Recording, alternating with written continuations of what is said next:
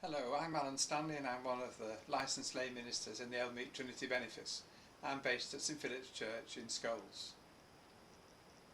Welcome to today's reflection on Matthew chapter 9 verses 18 to 26. We've all been living with advice and laws on how to stop infection spreading for months now. It's become a real way of life for us.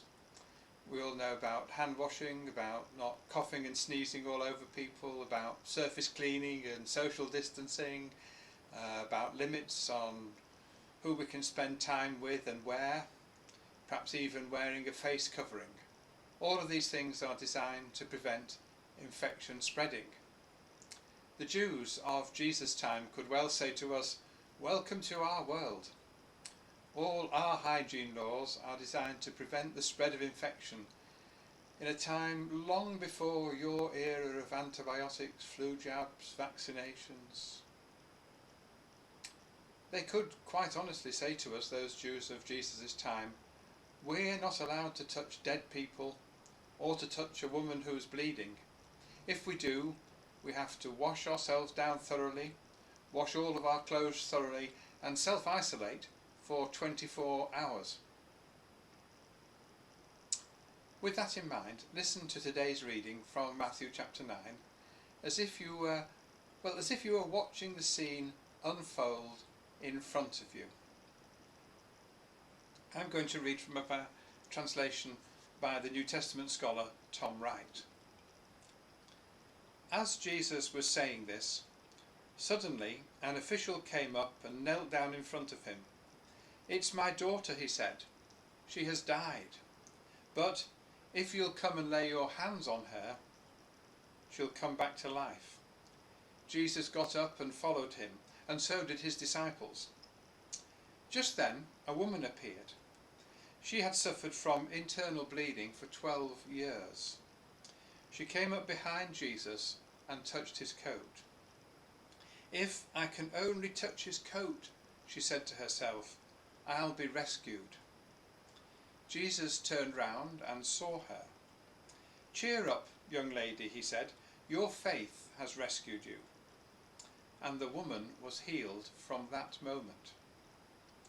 Jesus went into the official's house. There he saw the flute players and everybody in a great state of agitation. "Go away," he said. "The little girl isn't dead. She is sleeping." And they laughed at him. So when everybody had been put out, he went in and took hold of her hand, and she got up.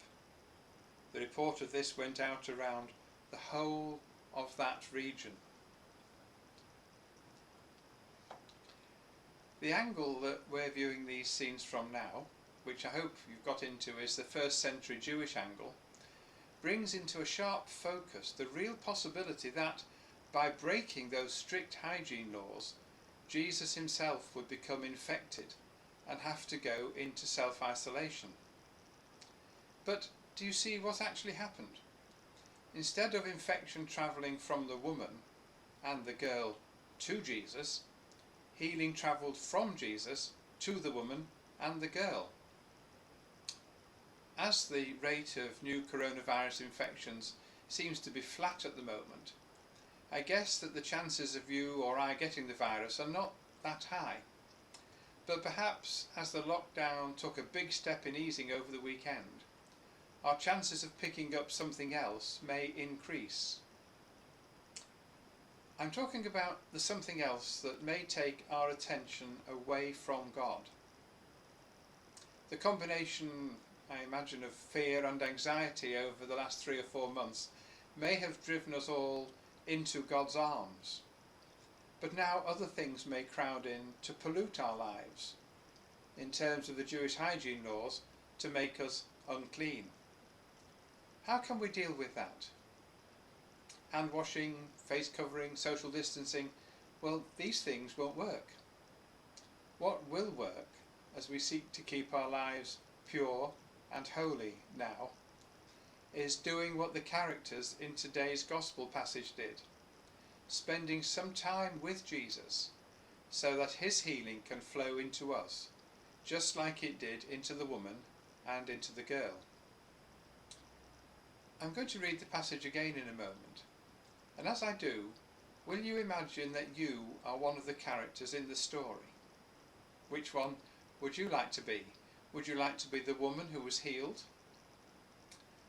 The official who threw dignity and his position to the winds and rushed to Jesus and threw himself down at his feet?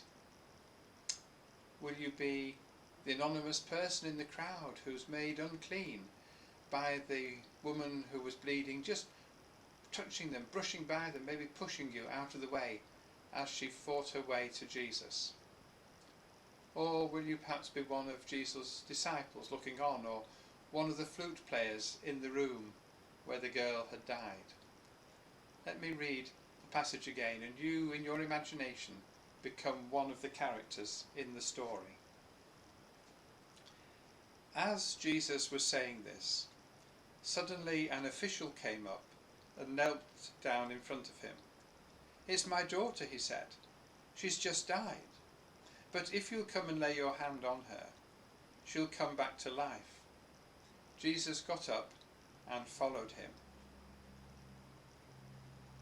Just then a woman appeared. She had suffered from internal bleeding for 12 years. She came up behind Jesus and touched the hem of his coat. "If only I can touch his coat," she said to herself, "I'll be rescued." Jesus turned round and saw her. "Cheer up, young lady," he said, "your faith has rescued you." And the woman was healed from that moment. Jesus went into the official's house. There he saw the flute players and everyone in a great state of agitation. "Go away," he said. "The little girl isn't dead, she's asleep." And they laughed at him. So when everybody had been put out, he went in and took hold of her hand, and she got up. The report of all this went around the whole region.